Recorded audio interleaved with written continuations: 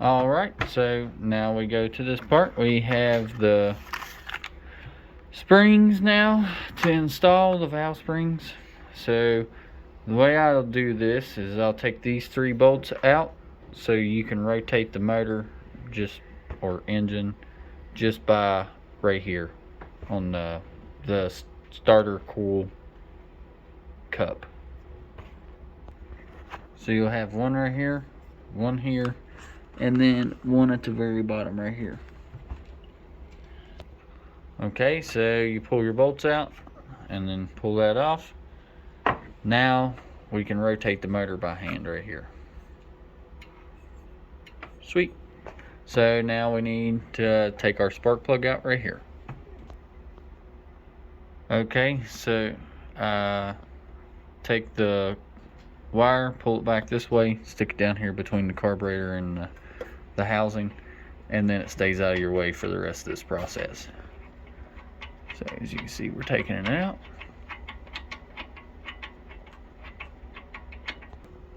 So now, since our hole is empty of a spark plug, we will come here and take these 4 bolts out here that holds the valve cover on.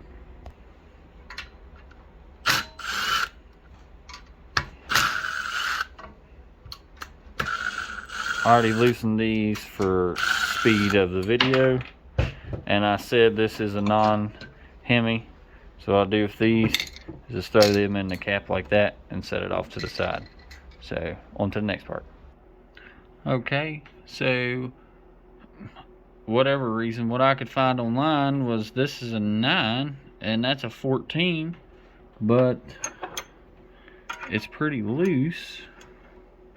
Like way looser than what I thought it would be.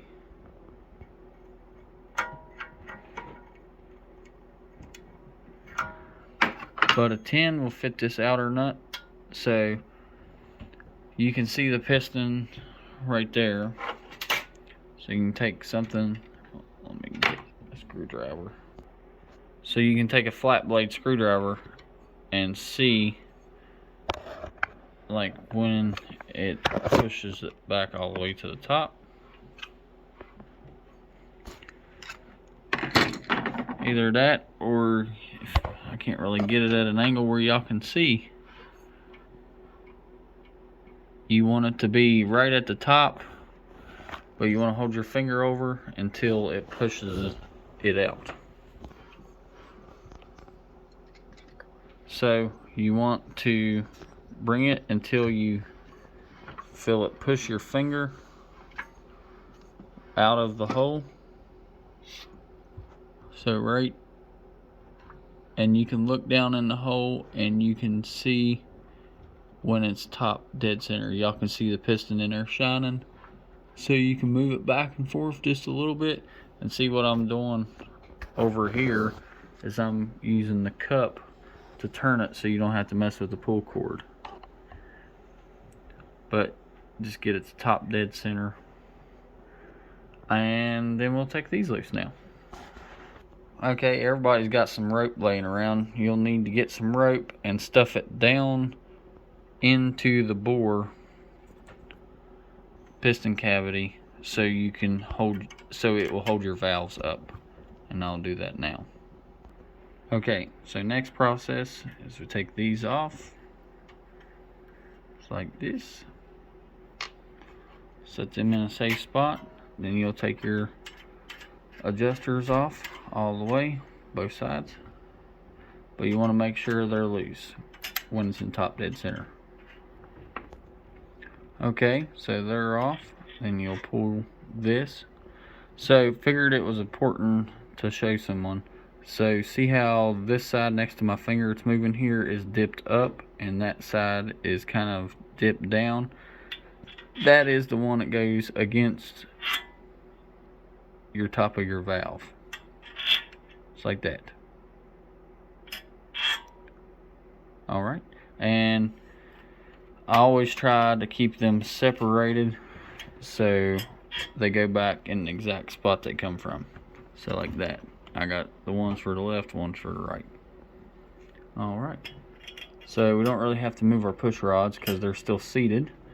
So now we'll push down on this, since we got our rope fed in there and it's holding up the valves, we'll push down on this here and take them retainer clips out. I'll get you, see if I can get up closer. See how that's split in the middle? You just push down, and sometimes it's nice to have a magnet so you can grab the retainer clips and pull them out. So you take your fingers, well, first of all, remove the gasket out of the way so you don't end up tearing it or something. So you take your fingers and push down. See how them clips doesn't want to come out of there? So what you can do, that one's already on its way out. You can use your fingers and grab it with a magnet and pull it out. So just like that. So then we'll set these off to the side so they'll be nice and clean. You pull your retainer clip off the top, set your old spring out of the way, and I'll set this one here. See, our valve will not move at all now because that rope's in there holding it. So then we'll do the same here. Oh, that valve's moving a little bit. Might have to redo this side and readjust our rope to where it'll hold this valve. It's wanting to go down just a little bit. Okay, I wanted to show y'all the difference in these. How this is pretty easy to push down, and you can see the difference and the thickness in the spring of how much harder that is to push down. And this one is a lot taller than the other one as well. Alright. Okay, so you see how the top has a little ridge in it? That's what goes in that little ridge on the valve itself. Okay, so we'll get this slide down past that notch and try to get one of them locked in. Oh, don't want to drop that down in the motor. Here's where your magnet comes in handy to fish it back out. Redo. Okay, so I tried it twice right there, trying to push it in, and it didn't work because that valve spring is a lot taller. So I just used 2 little zip ties, cut the ends off, compressed the spring, and slid it down in there, as you can see. So now you just got to push just a little bit. And it would have helped if I'd have used a smaller rope so I could have got it packed up against the valves better, but that's the only rope I had. So that's what we're using. I'll just insert this valve, move the rope over to the other valve, and then do it again. Because this valve on the right isn't holding very good. Okay, so we got the bottom one set, ready to go. The top is almost ready to go. So I'm trying to do this so y'all can see it. So you'll push down, get your finger on each side of it, push down on it just a little bit, get it to lock into place. Alright, now you see how they went together closer and popped up. Okay, so you want to spin your valve spring just a little bit, make sure it's seated, and pull out on it, make sure it's seated. So now all you do is cut your zip ties and pull the zip ties out. Okay, as you see, we're nice and seated back in with our heavy Honda spring. So now I'm going to reposition my rope and get it over to this side so it holds that valve. Okay, after that fight, we finally got them to seat in there where everything's going good now. And definitely recommend a thick, not as thick of a rope. So we'll take our guide here. I already looked down in there and it's seated in our lifter. So we'll slide this on. And there was no lash caps on this. I don't know if that's just this particular one or what exactly, but it didn't have none on it. So get that all set up. We'll put our nuts on there, and I'll do these up. Okay, so by talking to the guys and girls at OMB warehouse, so you'll need a set of filler gauges, and we're going to be using these here, 0.003, 0.20, 0025, 0.002, 0.0015. So he said that it's okay to set this valve at 3 thousandths. So we'll do that as of right now. So we're going to take our, he said it's okay to set it tight. So that's what we're going to do. We're going to take our 0.003, and we're going to stick it down in here. We're going to loosen this up just a little bit, run it down till it's snug, but you can still move it. So a little bit more. Okay, take it off just a hair.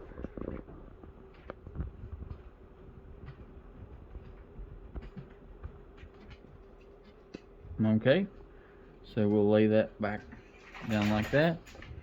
Then you'll take your 14, put it on there, take your 10 here, and always expect it to move just a little bit. That's why we're double checking it.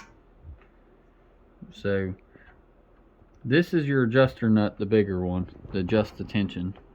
This is your lock nut, basically. Oh, finally broke that ratchet loose, finally. Okay, so we'll check it now. Okay, we're really tight. We can barely move it. So what we're going to do is take this and back it up just a little bit. Okay, we're still too tight. See, I can't hardly move it. So we're going to take this like this. Back it up just a hair until we can move it again.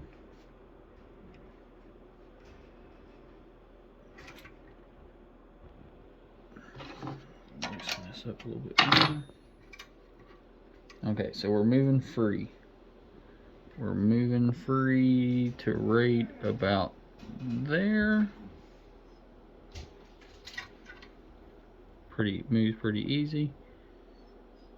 Okay, so then try it again.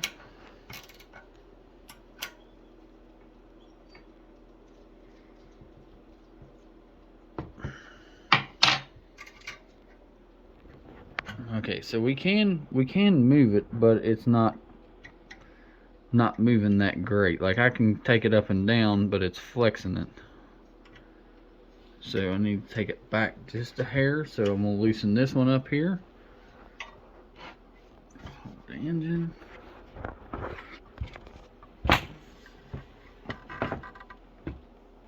So we backed it up just a hair. Okay, it moves a little bit easier. We'll take it just a little bit more.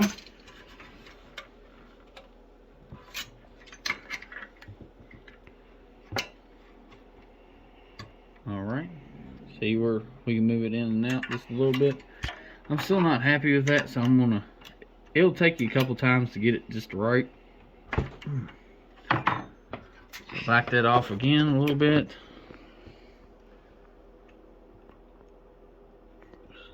Alright, so there we're sliding good. So we'll just slowly work it in.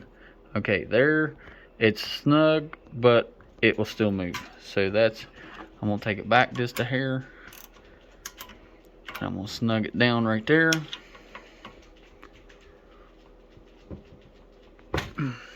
Check it. Okay.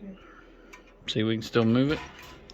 Not as good as we could, so we're going to take the big one, the 14, and back it up just a hair.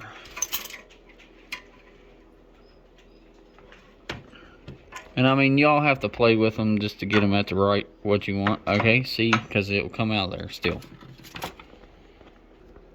Okay, so we got it adjusted at 0.003, 0.003 where it moves easy.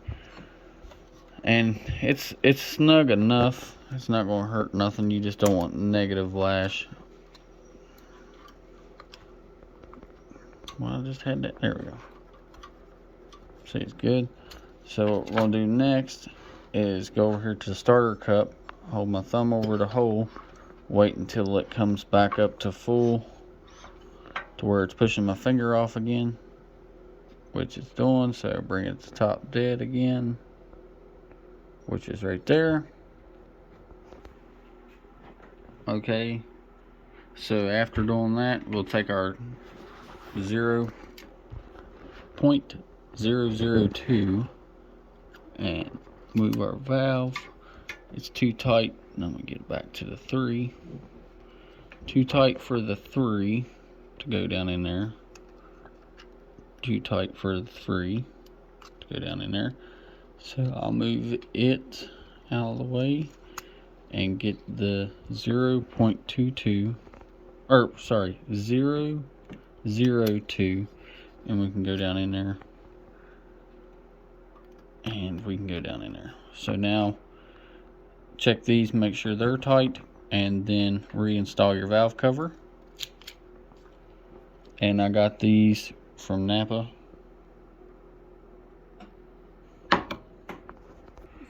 Okay, so all of them are installed. I did use a ratchet on it to hand tighten everything back up. Now I'm putting the spark plug back in, so I'll run that down now. Okay, so we'll reinstall it, but since this is going on a 4-wheeler, we're going to rotate it till it's right there. I know the sticker's crooked or whatever, but this way it'll be a lot easier to start on the 4-wheeler. Okay, so that's installed. Now you can just reach down like this. It is not tight, just so you know. So we're probably going to run a different gas tank, probably the one for the 4-wheeler, so it's going to set up on the actual frame rail out of the way. So let's take a look at the exhaust. Okay, so here's our exhaust. Our gasket's good where this is a brand new motor. So we'll just slide it back down on there, slide it into place. Okay, I just figured I'd point this out. It didn't set down all the way, so I just grabbed it right here and wiggled it back and forth until it set down all the way. Now your muffler is threaded, so you just screw it in, just like that. But I'm not going to screw it in all the way or tighten this down because I still need to paint this where it's bare metal. Okay, so there's your final product. That's what you got. The only thing I didn't install is the breather for the gas tank, which we're not using. And then if you go to the back of your air box, your stock one, that will slide right down in there. But I don't really like the way that looks, so I'm going to buy a little bit bigger hose so it's a little bit tighter fit, and then put one of the breathers on there. Or I might just use that one like everybody else does. I don't know. I haven't decided yet. But yeah. So anyway, thanks for joining me and Mr. Lanham's for the Predator 212 video. I really hope this helps someone, and if you need any help, don't forget to like, comment, and subscribe. And I mean, if you need anything, if you need this, you need the exhaust, whatever, the valve springs, don't hesitate to give me a shout there, and I'll try my best to help you track it down. Because these was out of order at the time, so I just ordered like ones I found on eBay or Amazon.